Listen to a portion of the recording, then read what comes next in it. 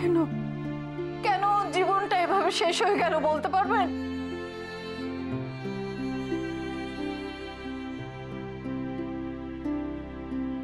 সবাই বলে ভগবানের রাজ্যে সুবিচার আছে। আমি যদি বলি আমাদের বেলায় ভগবানের সুবিচার নেই, থাকলে যারা এমন করলো তাদের কেন কিছু হলো না? কেন বিচার হলো না?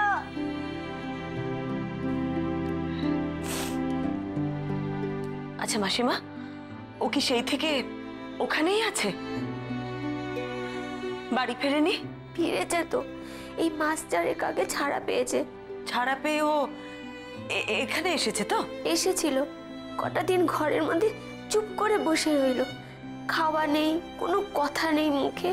মা যে চোখে দেখতে পাচ্ছে না সেদিকেও কোনো লক্ষ্য নেই।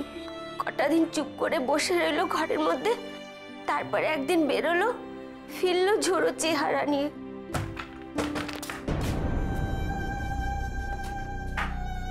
ঠাকুরপা, বৌমা, ঠাকুরপা কি করছো? বৌমা ভোলা এসছে নাকি? হ্যাঁ হ্যাঁ মা, ভোলা এসছে।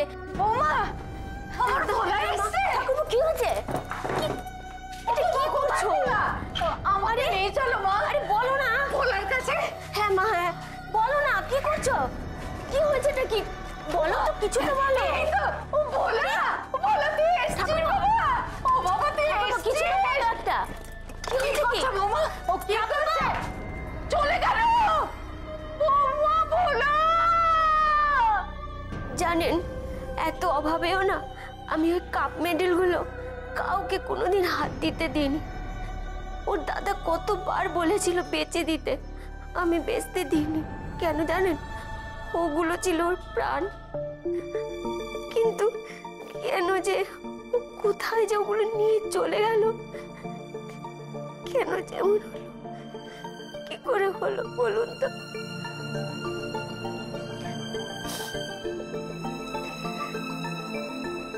আচ্ছা, তুমি কেন আমার ছেলের কথা এত জানতে চাইছো?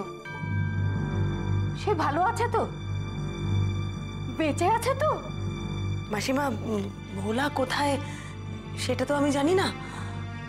আমি তো আসলে ওকে নিয়ে একটা খবর করতে চাই, মানে ওকে নিয়ে একটা লেখা করতে চাই, তাই এসেছি। আমার কেন জানি না মনে হচ্ছে তুমি আমার কাছে কিছু লুকোচ্ছ। কিছু হলে বলো,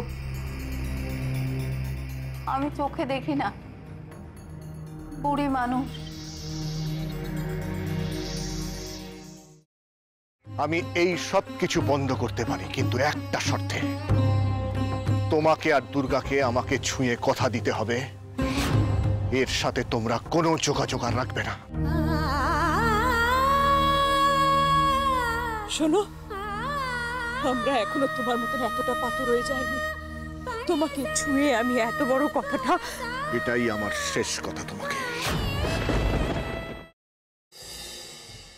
দাদা ভাই, পুতুলটা না দিয়ে এসেছি। আস্তে, একেবারে বজরংবলী আন্টির হাতে দিয়েছো তো? না, আমরা তো দরজা দিয়ে গড়িয়ে দিয়েছি। ঘরে তো ঠাম্মু ছিল, তাই ঢুকতে পারিনি। মা ঘরে ছিল? এ বাবা, যদি মার হাতে পড়ে তাহলে তো মুশকিল। ওনার কোনো সর্দারজির সাথে পরিচয় ছিল? সর্দারজি? না। ঠিক আছে, আমি তাও বলবো আপনারা একটু ঠান্ডা মাথায় ভাবুন। আসলে আমার জানাটা খুব দরকার। আমি তাহলে আসি, কিছু মনে পড়লে আমাকে অবশ্যই জানাবেন। আচ্ছা।